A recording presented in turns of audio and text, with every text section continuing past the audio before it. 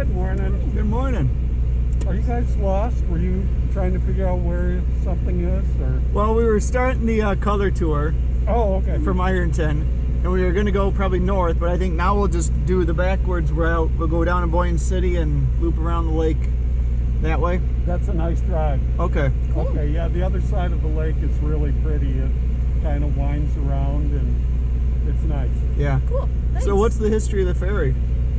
Well, it's been here since the 1880s, Wow.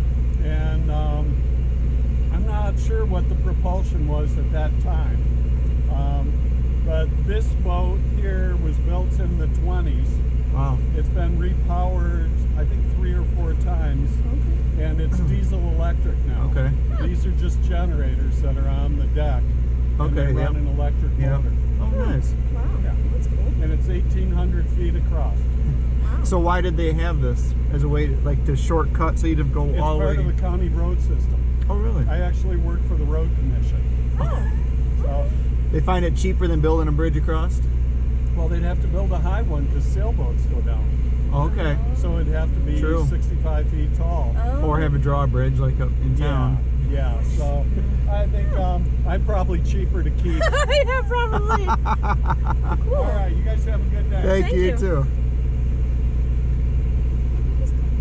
Huh. I mean, I guess that makes sense with the sailboat, right? As long as you have to Yeah. go way, well, I mean, you can go way down, right? Or is this the only way you can get across? Oh, yeah. East Jordan. There must be a bridge Which or something is- down there, but they probably don't have Yeah. sailboats on it on that boat. Right. No. Because that's, Jordan River. Yeah. well, that's only a little bit. Right.